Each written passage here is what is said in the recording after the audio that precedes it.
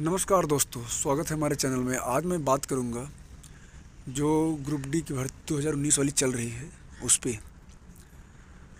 मतलब seat to seat इन्होंने ले लिया पहले कुछ जोनों में। उसके बाद जो B2 C1 मेडिकल कैटेगरी वाले बंदे थे उन्हें अब ज्वाइनिंग कराने से मना किया जा रहा है, जो कि गलत है। यदि आपने सीट टू सीट मेरिट के अकॉर्डिंग ले लिया है, उसके बाद कोई और उनकी सीट ले गया, ये कहाँ का अन्याय है? ऐसा तो कहना नहीं चाहिए। लेकिन उसके बावजूद भी ये सब हो रहा है। और सबसे बड़ी दिक्कत एक बात ये होती है कि नोटिफिकेशन का टाइम पे एक ऐसी लाइन लिख दी जाती है जिसकी वजह से पूरा का पूरा किसी बंदे का करियर और ज़िंदगी ख़राब हो सकती है। वो लाइन है कि वैकेंसी कभी भी घटाई और बढ़ाई जा सकती है। अब यही होता है लास्ट में जा कर के। एक बंदा 2019 से तैयारी कर रहा है, पूरी जवानी झोंक दी है तैयारी में।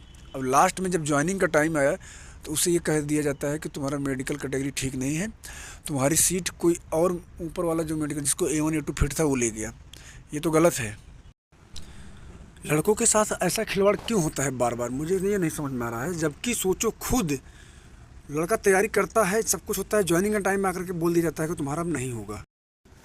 मुझे तो ये लगने लगा है कि यदि किसी को अपनी ज़िंदगी बर्बाद करनी है या जवानी बर्बाद करनी है तो वो रेलवे SSC का फॉर्म भरना शुरू कर दे। रेलवे और SSC ने ना लड़कों की ज़िंदगी पूरी तरह से ढंग से बर्बाद कर रखी है। साला ये फॉर्म भरवाते हैं और फॉर्म भरवाने के बाद एग्ज़ाम कराते हैं 4 साल 5 साल बाद। जिसका हुआ चलो उसका तो ठीक हुआ, किसी तरीके से हो ही गया, साला डिप्रेशन में आकर के इधर से उधर हो ही गया। जिसका नहीं होता है ना, वो साला ना तो इधर का रह जाता है ना उधर का रह जाता है। वो पढ़ लिख करके भी एक अनपढ़ के सामने अनपढ़ महसूस करता है। खुद अपने आप को, अगर कोई अनपढ़ के सामने वो जाता है ना, तो उस अनपढ़ के सामने भी अपने आप को अनपढ़ ही फील करता है, क्योंकि वो अनपढ़ होकर के भी वो ठीक ठाक पैसे कमा रहा है और खुश है।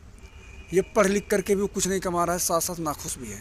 और ये सब देन होती है ना भर्ती बोर्ड की डिले, एग्ज़ाम डिले की। जो ये लोग एग्ज़ाम कराते हैं, इतना लेट कराते हैं कि लड़का 20 साल से लगा हुआ, 20 साल मतलब जब उसकी उम्र 20 साल थी तब से वो लगा हुआ है, 25 साल बीत गया, 26 साल बीत गया। क्या बताऊं, ऐसे ऐसे मैंने लड़के देखे जिनके भाल झड़ गए पूरी तरीके से। अभी भी वो वहीं इलाहाबाद में बेचारे गांड रगड़ रहे हैं। भोसड़ी की ज़िंदगी उनकी एकदम ख़राब होती चली जा रही है। उनकी जवानी झड़ गई केवल तैयारी में। अब वो बेचारे परेशान हैं, शादी करूं कि ना करूं, करेंगे तो कैसे करेंगे, और उनको मतलब उनको अपनी बेटी देगा कौन? सबसे बड़ी बात तो ये है। अनपढ़ होते तो दे देता, तब भी चलो ठीक है, उनको समझ जाते हैं। पढ़ लिख करके बाल तो झड़े पड़े हैं, चेहरा लटका हुआ, साला शकल सूरत तो एकदम खपड़ी हो गई है। क्या करते थे? तैयारी करते थे इलाहाबाद में, 5 साल 6 साल तैयारी की, झाट नहीं उखड़ा कुछ।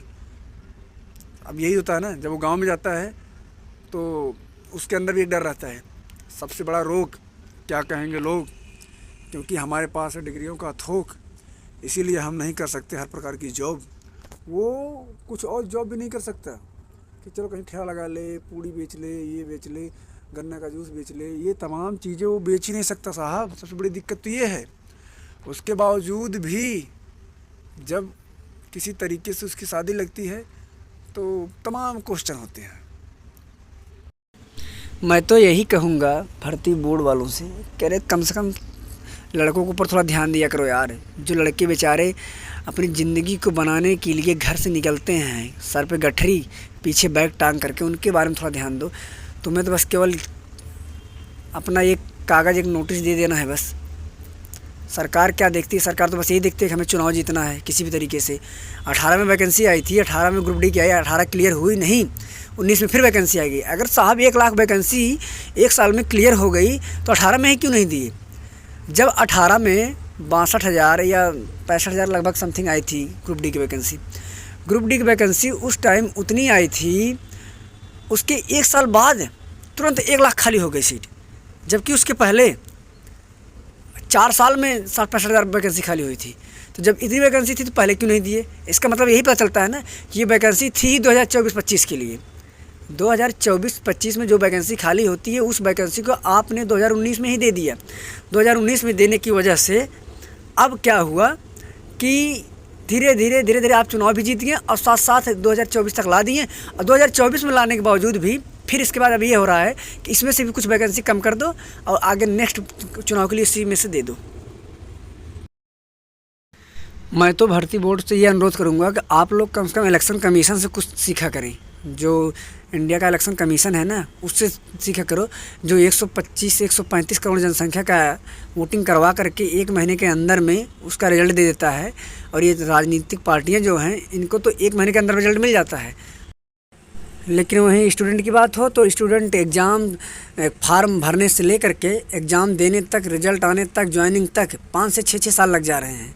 ऐसा क्यों हो रहा है, मुझे समझ में नहीं आ रहा यार। मुझे समझ में नहीं आता है युवाओं को ही क्यों टारगेट बनाया जाता है, उनकी ज़िंदगी क्यों बर्बाद की जा रही है। मुझे समझ नहीं आ रहा है कि कम से कम टाइम से वैकेंसी आए और टाइम से उसका क्लियर हो जाए। जिसका होगा तो ठीक है, जिसका नहीं होगा तो ठीक है। कम से कम जिसका नहीं होगा वो अपना रास्ता चेंज करके किसी और जॉब में लग जाएगा, अब उसका टाइम नहीं ख़राब होगा। बट जिसका हो जाता है उसका ठीक है। लेकिन ये टारगेट युवाओं को क्यों बनाया जाता है, इनकी ज़िंदगी क्यों ख़राब की जा रही है। आज के डेट में सबसे ज़्यादा डिप्रेस है तो देश का युवा डिप्रेस है, क्योंकि ये बेचारा ना शुरू के 25 से 30 साल तक केवल ज़िंदगी बनाता है, अपनी करियर बनाने के चक्कर में लगा रहता है। और करियर बनाने के चक्कर में जब लगा रहता है तो ये डिप्रेस रहता है। उसमें से जिनका करियर बनता है उनका तो ठीक है, और जिनका नहीं बनता ना, वो साले एकदम से मर ही जाते हैं। शुरू में करियर बनाओ, करियर ना बने तो वैसे भी ज़िंदगी आधी बीत जाती है 30 साल तक डिप्रेशन में। फिर उसके बाद शादी करो तो शादी को लेकर के साला लड़के बच्चे ये वो, साला पूरी ज़िंदगी तैयारी करने वाले बंदों की पूरी ज़िंदगी मीनिंगलेस निकल जाती है। और ये सब केवल होता है ना एक भर्ती बोर्ड की थोड़ी सी गलती की वजह से। अगर वो अपना एग्ज़ाम सही टाइम पे करा दे, सही टाइम पे रिज़ल्ट दे दे, तो कम से कम जिसका होगा उसका ठीक, जिसका नहीं होगा उसका भी ठीक। क्योंकि उसे पता चलेगा कि मैंने जो टाइम दिया उस टाइम के अंतर्गत मुझे पता चल गया भाई मैं हूँ या काबिल नहीं हूँ। ये सारा एक वैकेंसी में आधार फंसा देते हैं लड़कों को, भर्ती बोर्ड वाले। एक वैकेंसी चक्कर में फंसा करके पूरी ज़िंदगी लड़कों को ख़राब